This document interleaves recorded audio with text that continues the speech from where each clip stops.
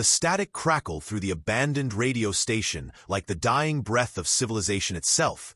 and Jake Thompson pressed his ear closer to the ancient receiver, his calloused fingers adjusting the frequency dial with the precision of a man whose life depended on every small sound. 6 months had passed since the world ended. 6 months since the first reports of cannibalistic attacks in major cities had given way to complete societal collapse. And in all that time, their daily broadcasts into the void had been met with nothing but silence and the occasional scream carried on the wind. The former Marine's weathered face bore the marks of sleepless nights and impossible decisions, his steel-gray eyes constantly scanning the boarded windows of their makeshift fortress on the outskirts of what had once been Denver, Colorado. Around him, the other survivors moved with the quiet efficiency of people who had learned that noise meant death. Each sound carefully measured, each footstep deliberate. Maya Rodriguez hunched over her collection of salvaged electronics, her dark hair falling across her face as she worked to amplify their broadcasting range. Her fingers dancing across circuit boards with the same grace she had once used to debug software for a tech company that no longer existed. She paused occasionally to glance at the security monitors she had rigged from old surveillance equipment, watching the shambling figures that pressed against their perimeter fence with mindless persistence, their gray flesh hanging in tatters, their eyes vacant yet somehow still hungry. Rebecca Williams, the former emergency room nurse whose steady hands had saved more lives in the past 6 months than in her entire previous career, carefully inventoried their medical supplies, knowing that every bandage, every antibiotic pill, could mean the difference between life and death in this new world where hospitals had become tombs and ambulances served as hearses. Tommy Mitchell, barely 17 but aged beyond his years, sat cleaning weapons with a methodical precision Jake had taught him, his young face bearing a hardness that should have been impossible at his age, while Professor Walter Hayes, the elderly literature professor whose encyclopedic knowledge of survival stories had proven surprisingly practical, studied their hand-drawn maps and calculated distances to potential safe zones. The radio station had been their home for 3 months now, its thick concrete walls and elevated position providing both security and the means to reach out to other survivors. But their supplies were running dangerously low, and the zombie horde outside their walls grew larger each day, drawn by some instinct they couldn't understand. The breakthrough came at exactly 3:47 p.m. on a Tuesday afternoon when Maya's modifications finally bore fruit, and through the static came a voice, clear and strong and unmistakably human, broadcasting from what claimed to be a military installation in Colorado Springs. "This is Colonel Marcus Webb, United States Army Medical Research Command, broadcasting to all survivors in the Denver metropolitan area. We have developed a cure for the infection. Repeat, we have a cure. Any survivors receiving this transmission should make their way to coordinates 38.8339, minus 104.8214. We have food, medical supplies, and most importantly, we have hope." The words hit the group like a physical blow, and for a moment, the only sound in the radio station was the soft hiss of static and the distant moaning of the undead outside. Jake felt his heart hammering against his ribs, but his military training kept his voice steady as he responded. "Colorado Springs, this is Denver Survivor Group Alpha. We copy your transmission. We are 5 survivors in good health, requesting confirmation of safe passage routes." The response came immediately, as if the military operator had been waiting for their call, providing detailed instructions for a route that would take them through the most dangerous territory they had yet encountered.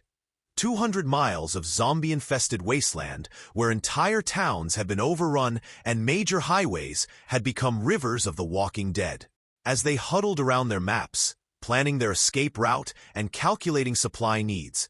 none of them noticed the subtle changes happening outside their walls, the way the zombies had begun to move with slightly more coordination, the way they seemed to be responding to signals none of the living could hear. Rebecca's trained eye caught the first sign of trouble when she looked through the reinforced window and saw the mass of undead pressing against their fence, not with the random shambling they had grown accustomed to, but with purpose, as if something was calling them. "Jake," she whispered, her voice tight with fear. "We need to look at this." The sight that greeted them from the station's highest window was the stuff of nightmares made real. A sea of rotting flesh that stretched to the horizon, thousands upon thousands of zombies converging on their position from every direction, their movements synchronized in a way that defied everything they thought they knew about the mindless undead. Maya's electronic equipment began picking up interference, a low-frequency pulse that seemed to emanate from the zombie horde itself. And Tommy felt something cold settle in his stomach as he watched the creatures move, their behavior triggering some deep instinct that screamed danger. The decision was made in seconds, the kind of split-second judgment call that separated the living from the dead in this new world, and Jake's voice cut through their panic like a blade. "Emergency evacuation protocol now. Grab only what we can carry. We're going underground." The Denver storm drain system stretched for miles beneath the city, a concrete labyrinth that Jake had scouted weeks earlier as an emergency escape route. And as the zombie horde pressed closer to their walls, as the metal fence began to buckle under the weight of thousands of grasping hands, the 5 survivors gathered their most essential supplies and prepared to disappear into the darkness below, leaving behind their sanctuary and stepping into the unknown depths where different dangers waited in the shadows. The darkness beneath Denver swallowed them whole as Jake led his group through the narrow maintenance hatch,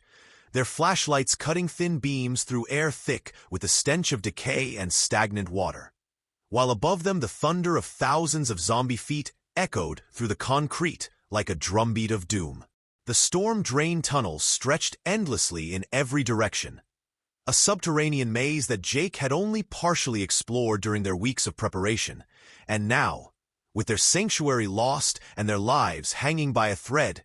every wrong turn could lead them straight into the arms of death. Maya clutched her hastily packed electronics against her chest, the weight of their survival radio and signal equipment making each step a struggle, while Rebecca's medical bag bounced against her hip with every careful footfall, the sound of clinking glass bottles seeming impossibly loud in the oppressive silence of the underground world. Tommy moved with surprising grace through the tunnels, his young eyes adapting quickly to the dim light. But Professor Hayes struggled with the uneven footing, his academic life having ill-prepared him for this nightmare journey through the bowels of a dead city. The concrete walls wept with moisture and something darker, stains that could have been rust or blood or worse, and Jake's military instincts screamed warnings as they navigated deeper into the labyrinth, following his memorized map toward what he hoped would be a safe exit near the city's edge. The sound of their breathing seemed deafening in the confined space, and every splash of their boots in the shallow water that pooled along the tunnel floors sent ripples that could betray their position to whatever else might be lurking in the darkness. The first sign of trouble came as a whisper, voices carried on the stale air from somewhere ahead, and Jake raised his fist in the universal military signal for silence, his other hand moving instinctively to the pistol holstered at his side. The voices grew clearer as they crept forward, revealing themselves to be human, but carrying an edge of madness that made Jake's blood run cold, the words echoing off the tunnel walls with disturbing clarity. "Fresh meat coming through the north tunnel. I can smell them from here," one voice hissed, followed by cruel laughter that spoke of humanity stripped away by months of desperate survival. Maya's electronics suddenly sparked to life, her modified radio picking up short-range transmissions from what appeared to be an organized group of tunnel dwellers, their communications revealing a savage hierarchy built on violence and cannibalism. Jake motioned for the others to stay back as he crept forward, his combat training taking over as he assessed the threat. And what he saw through a crack in the tunnel wall made his stomach turn with revulsion. A group of perhaps 15 survivors had set up a makeshift camp in a wider section of the drainage system. But these were not the desperate but decent people they had hoped to find. These were predators who had chosen to hunt their own species rather than face the zombies above. Their camp was decorated with human bones and worse trophies, and Jake counted at least 3 caged prisoners who appeared to be kept as future meals. their faces gaunt with starvation and eyes hollow with despair. The confrontation was inevitable, and when it came, it erupted with sudden violence as one of the tunnel dwellers stumbled upon Rebecca while she was refilling their water bottles from a relatively clean drainage pipe. Her scream echoed through the concrete corridors like a siren, and within seconds the underground camp exploded into action. Savage figures emerging from the shadows with makeshift weapons and the hungry eyes of apex predators. Jake's military training saved their lives in those first crucial moments, his tactical experience allowing him to position his group defensively while engaging the tunnel cannibals with precise, controlled violence that spoke of his years serving in hostile territories. Tommy proved surprisingly effective in the close-quarters combat, his small size allowing him to move through the tunnels with deadly efficiency, while Maya used her technical knowledge to create diversions with her equipment, short-circuiting the tunnel dwellers' jury-rigged electrical systems and plunging sections of their camp into darkness. Professor Hayes, despite his age, showed remarkable courage as he helped the caged prisoners escape their bonds, his scholarly hands working quickly to free people who had been written off as food by their captors. And Rebecca's medical training proved invaluable as she treated wounded survivors and assessed who could travel and who was too far gone to save. The battle was brutal but brief, ending when Jake managed to collapse a section of tunnel that cut off the cannibals' main escape route, trapping them in their own lair while he led the expanded group of survivors toward what he hoped was safety. Among the rescued prisoners was a woman named Jennifer Walsh who claimed to have been a communications specialist before the outbreak, and her knowledge of the tunnel system proved invaluable as she guided them through sections Jake hadn't known existed, her expertise helping them avoid the zombie-infested areas where the undead had fallen through storm drains and manholes. But Maya's discovery was the most disturbing of all, as her modified radio equipment continued to pick up that strange military signal from Colorado Springs, and her analysis revealed something that chilled them all to the bone. The frequency of the transmission wasn't just broadcasting to human survivors. It was somehow attracting zombies as well, drawing them toward the signal source like moths to a flame, and every broadcast seemed to increase the coordination and intelligence of the undead in the surrounding area. As they finally emerged from the tunnel system near Denver's outskirts, blinking in the harsh sunlight and breathing the comparatively fresh air of the surface world, they could see the truth of Maya's discovery written across the landscape in shuffling, rotting flesh, as thousands of zombies moved in loose formations along the highways,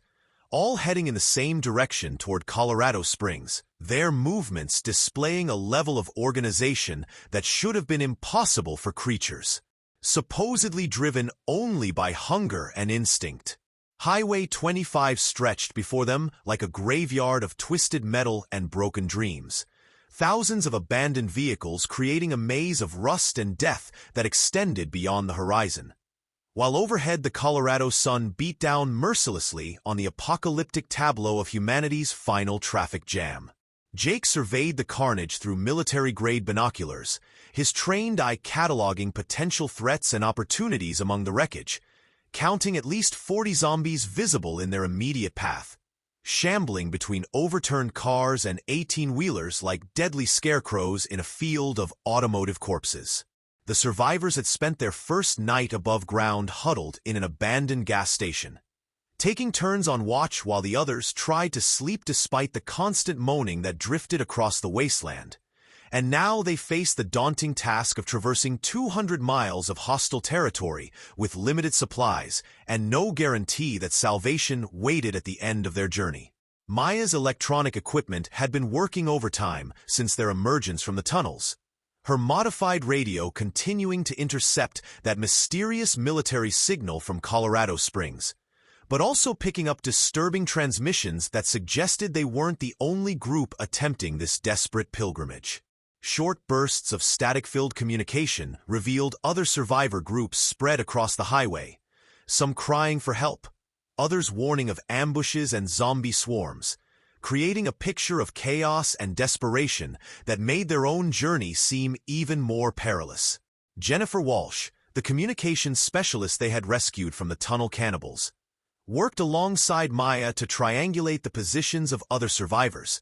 her knowledge of radio protocols helping them identify which signals were genuine distress calls and which might be traps set by the human predators who had learned to use hope as bait. The school bus they commandeered from an abandoned parking lot had been modified by some previous survivor group,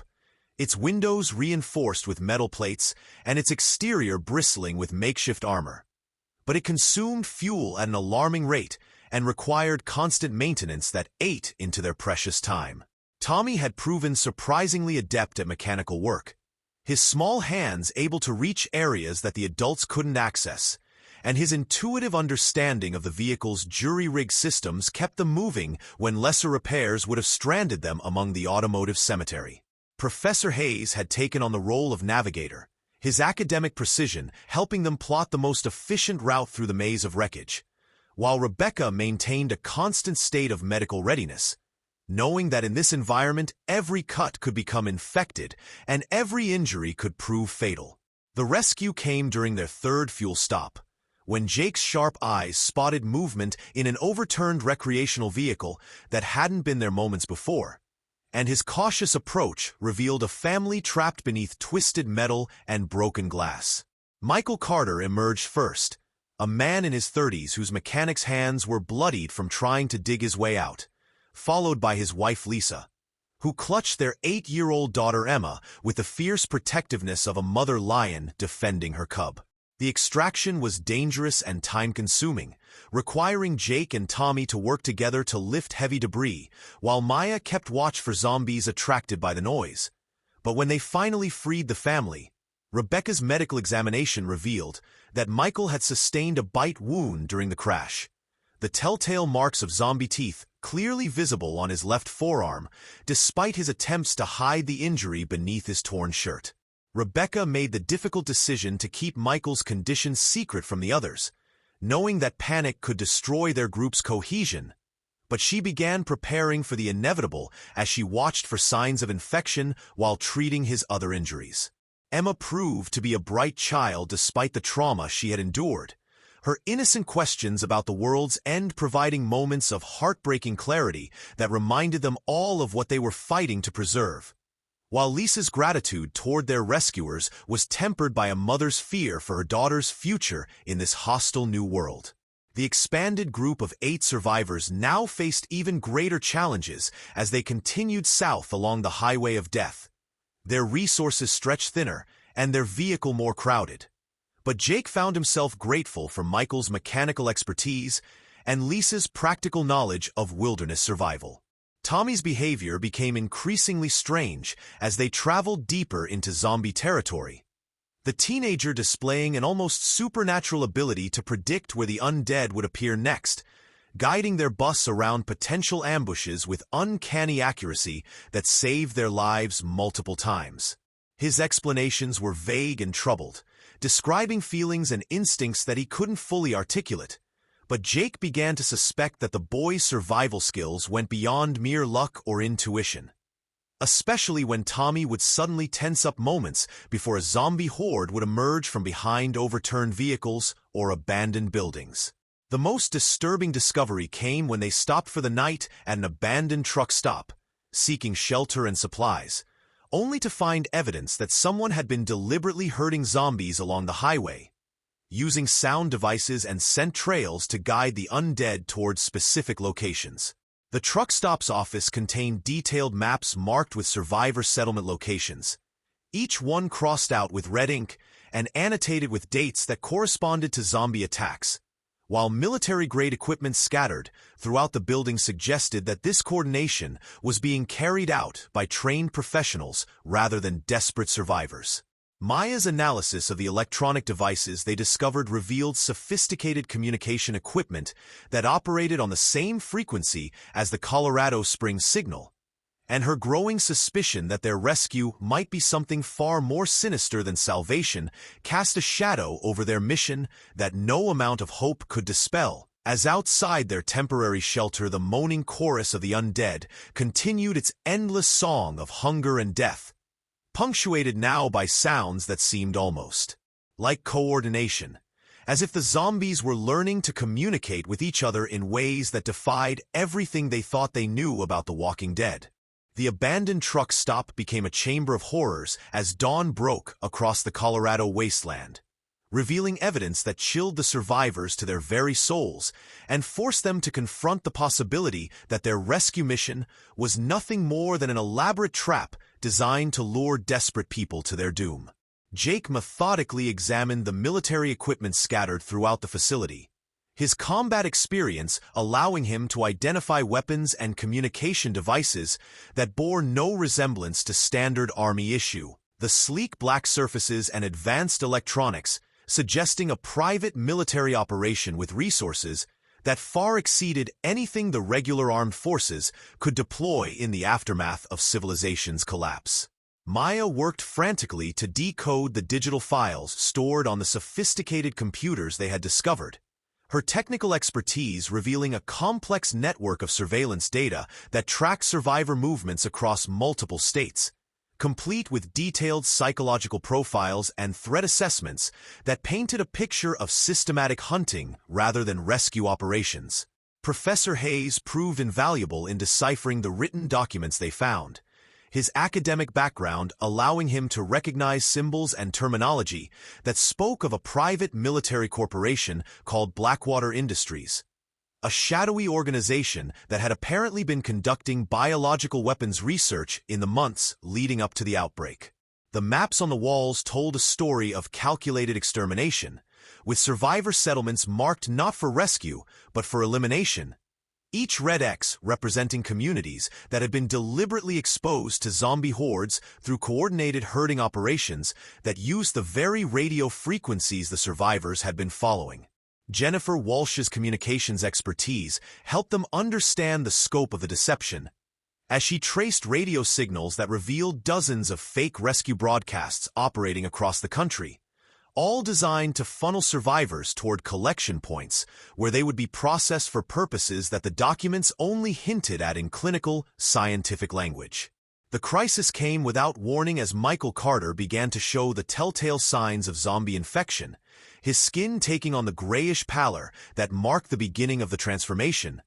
But what happened next defied everything they thought they knew about the virus and its effects on the human body. Instead of the mindless rage and insatiable hunger they had witnessed in countless other victims, Michael retained his consciousness even as his body began to change, his voice becoming hoarse and strained, but his words remaining coherent as he struggled to communicate with his terrified family. Rebecca's medical training had prepared her for many horrors, but nothing could have readied her for the sight of a man caught between life and death, his eyes still showing love and recognition, even as his flesh began to decay, and his vital signs registered patterns that should have been impossible. Lisa's anguish was heartbreaking to witness as she held her husband's hand while he fought against the transformation, his love for his family providing an anchor that seemed to slow the virus's progression in ways that contradicted every case study they had observed. Emma's innocent questions about why Daddy was changing became increasingly difficult to answer, and the child's pure acceptance of her father's condition provided a stark contrast to the adult's horror and confusion as they grappled with implications that threatened to shatter their understanding of the infection itself. Michael's partial transformation revealed crucial information about the virus, as his unique state allowed him to describe the experience from the inside, speaking of overwhelming hunger balanced by desperate clinging to human memories and emotions, suggesting that the mindless savagery they had witnessed in other zombies might not be the only possible outcome. Rebecca's frantic medical examination revealed anomalies in Michael's blood that defied explanation. Cellular changes that should have resulted in complete neural shutdown, but instead seemed to create a hybrid state that preserved cognitive function while altering physical capabilities. Her discovery that Michael could somehow sense the presence and movements of other zombies, describing their locations with uncanny accuracy despite having no line of sight, suggested that the infection created connections between the infected that science was only beginning to understand. The implications were staggering. raising questions about whether the zombies' apparent coordination was actually a form of collective consciousness that emerged from the viral infection, and whether Michael's retained humanity might be the key to understanding how the outbreak had spiraled so completely out of control. The attack came at the worst possible moment, as the survivors were still processing the revelation of Michael's condition and the evidence of Blackwater Industries' involvement in their supposed rescue. Black tactical vehicles surrounded the truck stop with military precision, disgorging heavily armed mercenaries whose equipment and coordination spoke of extensive training and unlimited funding, their movements suggesting they had been tracking the survivor group's progress for some time. Jake's military instincts kicked in immediately, but he found himself outmanned and outgunned by professionals who showed no hesitation in using lethal force, their orders apparently including the capture of specific individuals rather than the wholesale slaughter he had expected from the documents they had discovered. The firefight was brief but intense, with Jake using his knowledge of small unit tactics to create defensive positions, while Tommy's supernatural awareness of zombie movements allowed him to predict when the mercenaries' activities would attract unwanted attention from the surrounding undead population. Maya grabbed what electronic equipment she could carry, while Jennifer used her communication skills to jam the mercenaries' radio frequencies, buying precious seconds for the group to execute an emergency evacuation that Jake had been planning since their arrival at the truck stop. Professor Hayes showed unexpected courage as he destroyed crucial documents and computer files that might have revealed other survivor locations, his academic dedication to protecting knowledge extending to protecting lives even in the face of imminent capture. The escape was chaotic and desperate, with the survivors splitting into smaller groups to confuse their pursuers while making their way toward the Rocky Mountain foothills where the terrain would favor guerrilla tactics over conventional military operations. As they fled into the wilderness, Rebecca carried vials of Michael's blood that might hold the key to understanding the infection, while Michael himself struggled to maintain his humanity as the stress of combat and flight pushed his transformed physiology to its limits, his fractured consciousness torn between his love for his family and the viral imperatives that whispered constantly in his mind, promising relief from pain if he would only surrender to the hunger that gnawed at his very soul. The Rocky Mountain wilderness became their sanctuary and their prison as the survivors fled deeper into terrain that offered concealment from their human pursuers, but brought them face to face with zombies that had adapted to mountain conditions in ways that defied their previous understanding of the infected. Jake's military training proved invaluable as he led them through treacherous mountain passes, using natural cover and elevation changes to mask their movement, while setting improvised traps and ambush points that would slow down the Blackwater mercenaries he knew were following their trail. The group had been forced to split their meager supplies when they abandoned their vehicle, and now each member carried only the absolute essentials needed for survival. With Rebecca clutching her medical bag and the precious vials of Michael's blood that might represent humanity's only hope for understanding the infection that had destroyed their world. Tommy's strange connection to the zombie population had grown stronger since their escape from the truck stop, the teenager now able to sense infected creatures from distances that seemed impossible, his warnings allowing the group to avoid zombie clusters that would have meant certain death for ordinary survivors. His explanations of what he felt remained frustratingly vague, describing sensations like whispers in his mind and shadows at the edge of his consciousness. But Jake began to suspect that whatever was happening to the boy represented either humanity's evolution or its damnation, as Tommy exhibited physical capabilities that surpassed normal human limitations while maintaining his personality and emotional connections to the group. Michael's condition continued to deteriorate in ways that both terrified and fascinated Rebecca, his partial transformation allowing him to communicate with nearby zombies through methods that transcended spoken language, creating opportunities for the group to move through infected territory with an ease that would have been impossible under normal circumstances. The abandoned mining camp they discovered nestled in a high mountain valley seemed like a gift from heaven, its remote location and defensible position offering the first real security they had felt since leaving Denver. But the other survivors they found there brought news that shattered any remaining illusions about the nature of their situation. The mining camp refugees were led by a former CDC researcher named Dr. Amanda Patterson, whose inside knowledge of government biological weapons programs revealed the true scope of Blackwater Industries' involvement in the outbreak that had destroyed civilization. According to Dr. Patterson, the zombie virus had been developed as a military bioweapon designed to create controllable undead soldiers, but the pathogen had mutated beyond its original parameters, spreading faster and proving more adaptable than its creators had anticipated, turning their weapon into an extinction-level threat that even they could no longer contain. The revelation that Blackwater Industries was now attempting to develop a control serum that would allow them to command zombie armies sent chills through the survivor group, as they realized that the cure being broadcast from Colorado Springs was actually a sophisticated form of mind control designed to create obedient undead troops for private military operations. Dr. Patterson's research data, salvaged from a CDC facility before its fall, included disturbing evidence that certain individuals possessed genetic markers that made them immune to the virus's mental effects while still allowing physical transformation, creating hybrid beings like Michael who retained human intelligence while gaining enhanced physical capabilities. The implications were staggering, suggesting that Blackwater was systematically hunting immune individuals not to cure them, but to transform them into a new breed of super soldier that combined human tactical thinking with zombie resilience and strength. Tommy's increasingly erratic behavior became impossible to ignore as the group settled into the mining camp,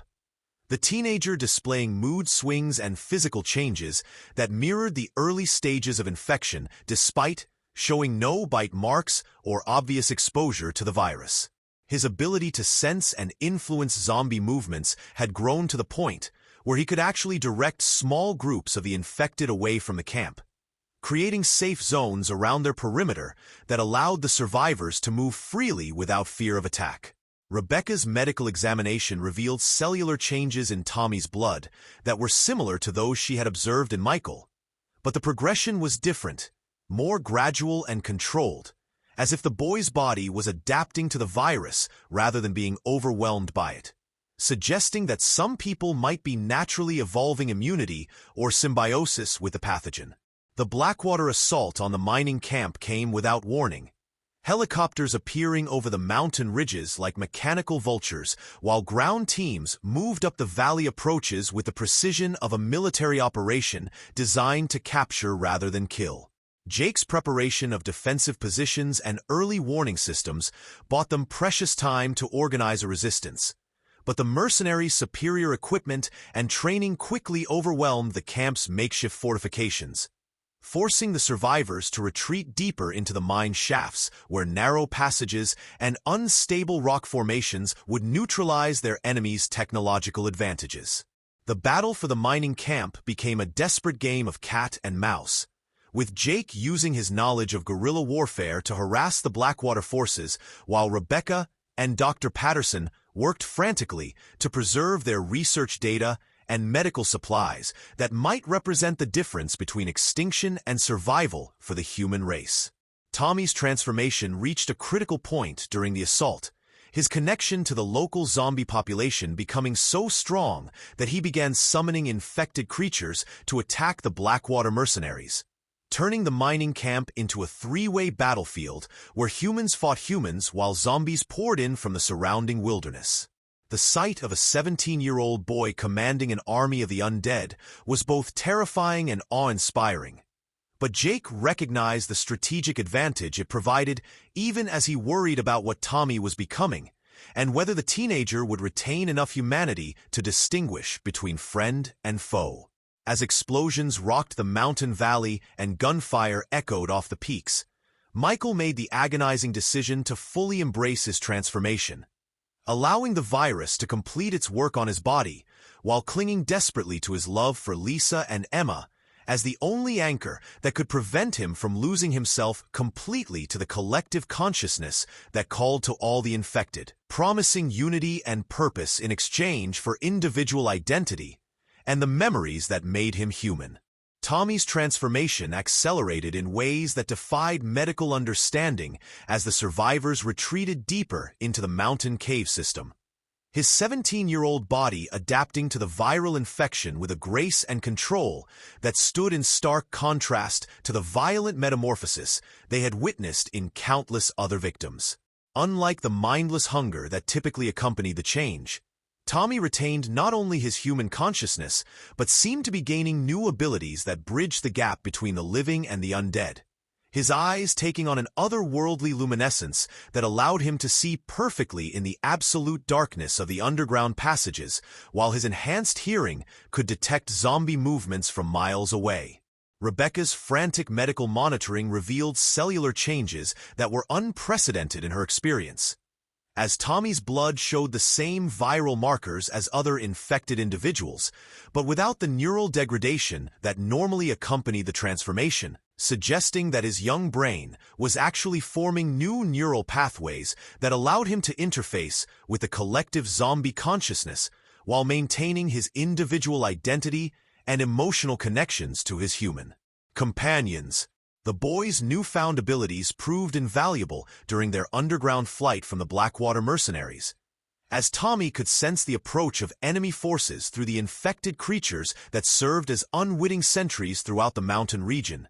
providing early warning that allowed Jake to position their group advantageously while avoiding deadly confrontations with superior numbers and firepower. Dr. Patterson's scientific fascination with Tommy's condition was tempered by her growing concern about the long-term implications of his transformation, as her research suggested that individuals who achieved this hybrid state might represent either humanity's evolutionary future or the final step in the species' extinction, depending on whether they retained enough human empathy to protect their former kind or succumb to the alien logic of the viral collective that seemed to view uninfected humans as either food sources or potential converts. The decision to split the group came after a harrowing encounter with a Blackwater strike team that had followed them into the cave system using thermal imaging equipment that revealed their body heat signatures even through solid rock, forcing Jake to make the agonizing choice between keeping their group together for mutual protection or dividing their forces to prevent total capture if one unit was compromised. Professor Hayes volunteered to accompany Jake and Maya in a diversionary mission that would draw the mercenaries away from the main group, his academic courage manifesting as a willingness to sacrifice himself for the younger survivors who represented humanity's future, while Tommy, Rebecca, Dr. Patterson, Michael, Lisa, and Emma would continue toward what they hoped was safety in the deeper mountain wilderness, where Blackwater's technological advantages would be neutralized by terrain and weather conditions. The separation was emotionally devastating for all involved, as bonds forged in the crucible of survival were severed by tactical necessity. But Jake's military experience told him that their only chance for long-term survival lay in making themselves too difficult and expensive for Blackwater to pursue indefinitely. Professor Hayes surprised everyone with his tactical acumen during their flight through the mountain passes, using his knowledge of historical warfare to suggest strategies that maximized their defensive advantages while minimizing their exposure to enemy surveillance, and his willingness to engage in direct combat, despite his age and academic background, demonstrated a courage that inspired even Jake's battle-hardened sensibilities. The capture of Professor Hayes came during a desperate rearguard action designed to buy time for the others to escape, as Blackwater forces finally cornered the diversionary group in a narrow canyon where retreat was impossible and resistance seemed futile. Jake watched helplessly from a concealed position as the elderly professor was taken alive, the mercenaries clearly having orders to preserve certain captives for purposes that could only be sinister given what they now knew about Blackwater's biological weapons research and their need for test subjects who possessed unique genetic markers or exposure histories that might prove valuable in developing their control serum. Tommy's reaction to Professor Hayes' capture revealed the true extent of his transformation, as the teenager's emotional distress triggered a massive surge in his ability to influence nearby zombie populations, calling forth hordes of infected creatures from across the mountain region in a display of power that was both magnificent and terrifying to witness. The sight of hundreds of zombies responding to Tommy's unspoken commands like soldiers following orders demonstrated that his connection to the viral collective had evolved beyond simple communication into actual command authority,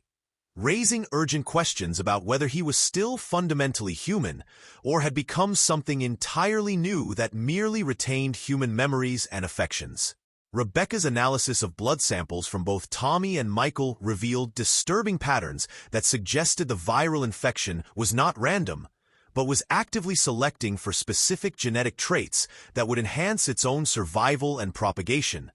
with hybrid individuals like Tommy representing the virus's attempt to create perfect synthesis between human intelligence and zombie resilience. Her discovery that Tommy's cellular structure was becoming increasingly efficient at processing both organic and synthetic compounds suggested that he might eventually become immune to conventional weapons and possibly even radiation, making him potentially invulnerable to the very forces that Blackwater might deploy to contain or eliminate him. The moral implications of Tommy's condition weighed heavily on the surviving group members as they continued their flight through the Colorado wilderness, knowing that while his powers could protect them from zombie attacks and provide early warning of human threats, his transformation represented a fundamental change in the nature of humanity itself that might herald either salvation or damnation for their species. Lisa's maternal instincts toward Emma became even more pronounced as she realized that children like her daughter might be the last generation of purely human beings, while Michael's own struggle with his partial transformation gave him unique insight into Tommy's experience and the terrible burden of existing between two different forms of consciousness that often seemed incompatible with each other. The facility that emerged from the Colorado wilderness looked exactly like salvation,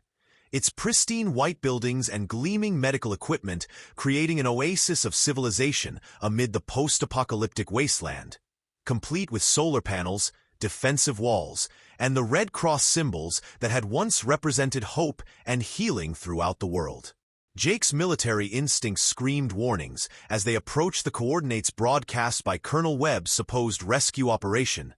but the sight of clean facilities and the promise of safety proved too tempting for the exhausted survivors who had endured weeks of running, fighting, and watching their companions transform or die in the mountain wilderness. The guards who met them at the perimeter wore standard military uniforms and carried themselves with the discipline of professional soldiers, but Jake's trained eye caught subtle details that suggested private military contractors rather than regular army personnel, their equipment too new and specialized for a legitimate government operation struggling to maintain order in a collapsed civilization. The deception unraveled the moment they were escorted through the facility's main entrance, as Jake recognized the layout and security features of a research installation rather than a medical treatment center. The laboratories and holding cells hidden behind facades of humanitarian aid that couldn't disguise the true purpose of the compound from someone with his background in military intelligence. The discovery of Professor Hayes in one of the research cells, his body bearing the marks of medical experimentation while his eyes showed the vacant stare of someone who had been subjected to psychological torture, confirmed Jake's worst fears about Blackwater Industries' true intentions and the fate that awaited anyone foolish enough to trust their promises of rescue and cure. The other captives they found in the facility's detention area told a horrifying story of systematic experimentation on survivors who possessed immunity markers or had been exposed to the virus under controlled conditions. Their bodies used as test subjects for Blackwater's attempts to develop a serum that would allow them to control zombie behavior, while maintaining the infected creature's enhanced physical capabilities and resistance to conventional weapons. Dr. Patterson's recognition of several fellow CDC researchers among the prisoners revealed the scope of Blackwater's recruitment efforts, as they had systematically captured or eliminated government scientists who might pose a threat to their biological weapons program, while recruiting others who could advance their research into viral manipulation and behavioral control. Rebecca's medical expertise proved crucial as she examined the facility's research data and discovered the true horror of Blackwater's experiments, which involved deliberately infecting healthy subjects with modified versions of the zombie virus while attempting to maintain cognitive function through surgical and chemical interventions that bordered on torture. The sight of children among the test subjects, including several teenagers who showed signs of transformation similar to Tommy's condition,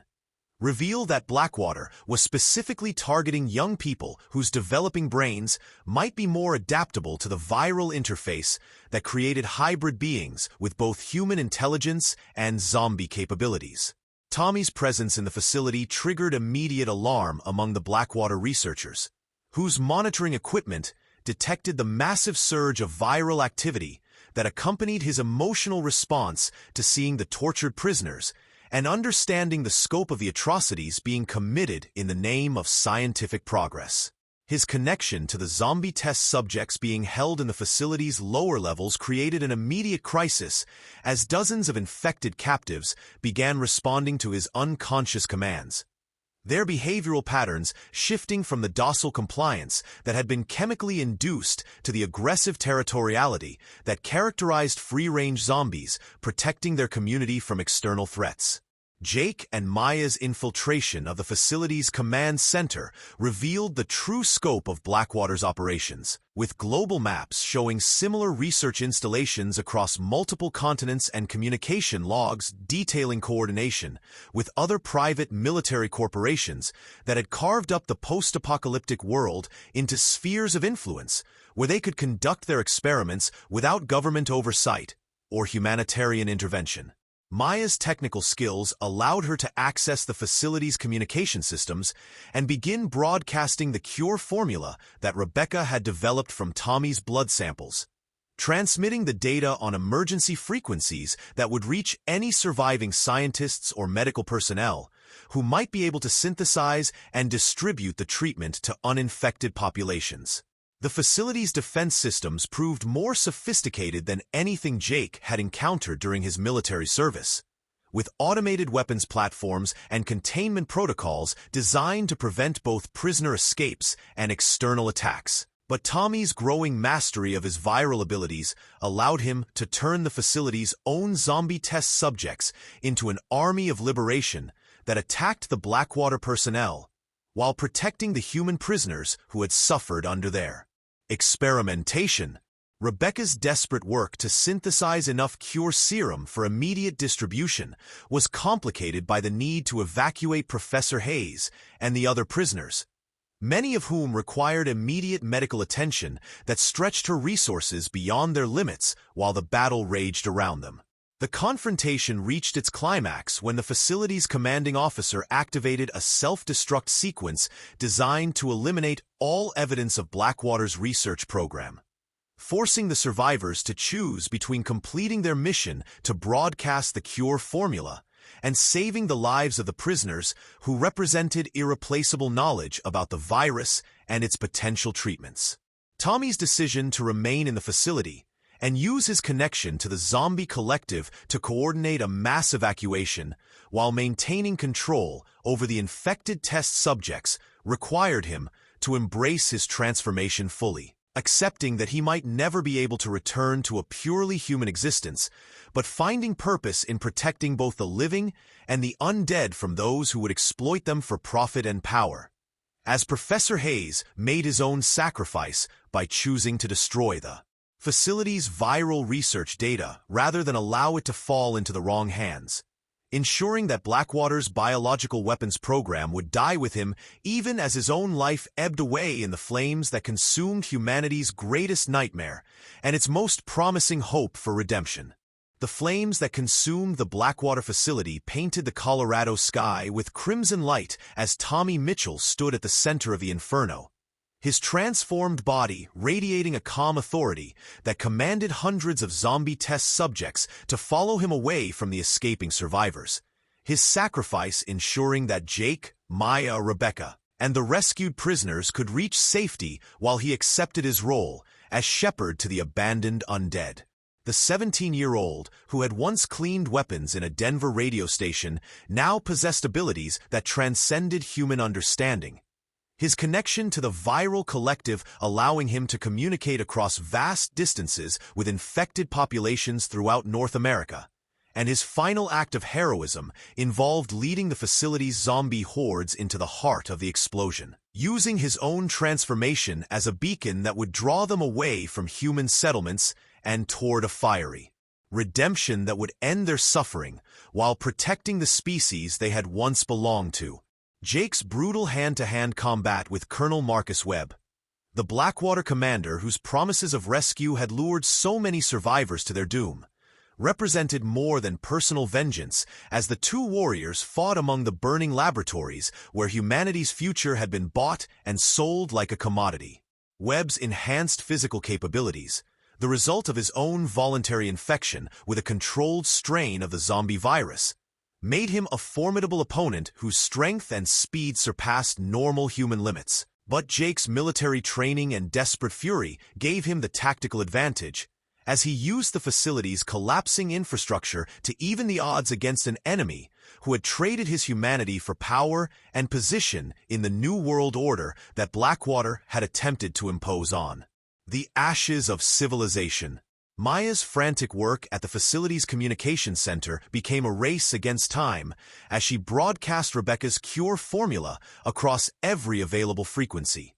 transmitting the life-saving data to research installations, survivor communities, and military outposts throughout the world while the building crumbled around her and explosions rocked the mountain valley. Her technical expertise allowed her to override the facility's security protocols and access satellite networks that could carry the cure information to every continent,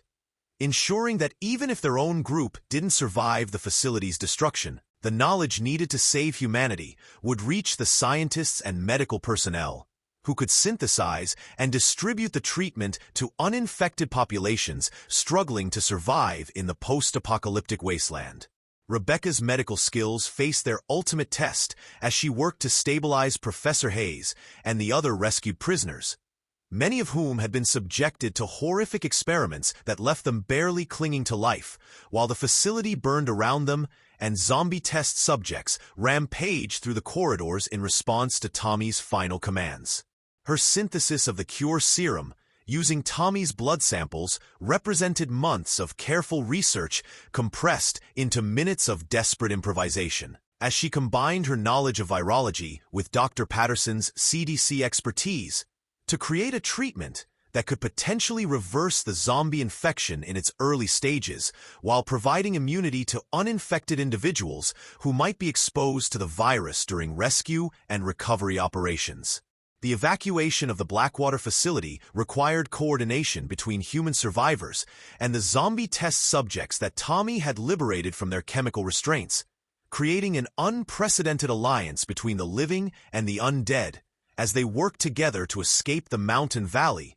before the facility's nuclear self-destruct sequence reduced the entire research complex to radioactive ash. Michael Carter's own transformation proved crucial during the evacuation,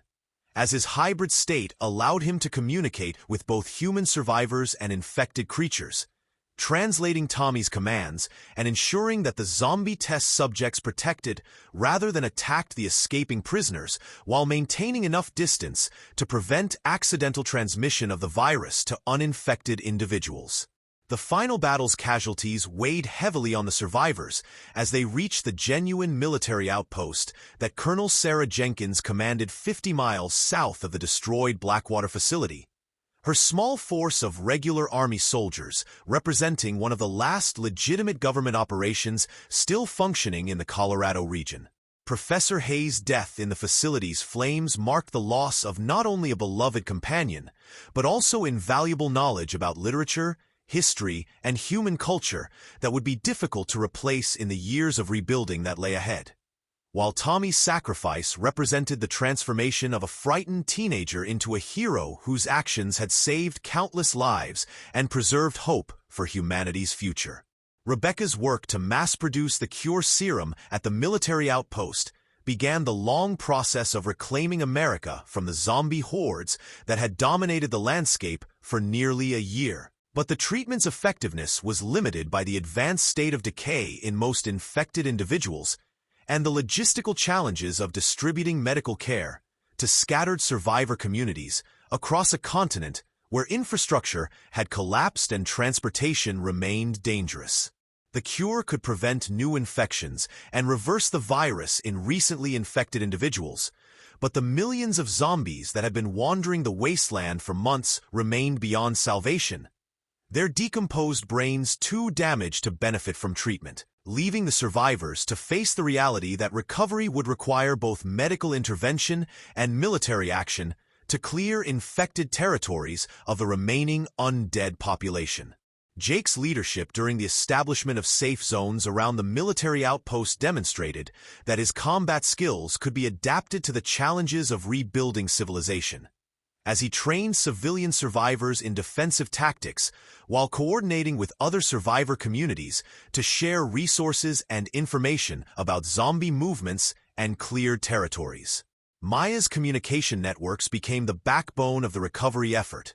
connecting isolated communities and facilitating the coordination needed to distribute the cure serum and establish trade relationships that could support larger populations, while Rebecca's medical expertise made her invaluable in training other survivors to recognize infection symptoms and administer treatment before the virus could take hold. The cost of their victory was measured not only in the lives lost during their journey from Denver to Colorado Springs, but in the innocence and certainty that had been stripped away by months of impossible choices and moral compromises, leaving them forever changed by their experience of humanity's darkest hour, and their role in ensuring that dawn would eventually break over a world where the living could once again walk safely under the sun.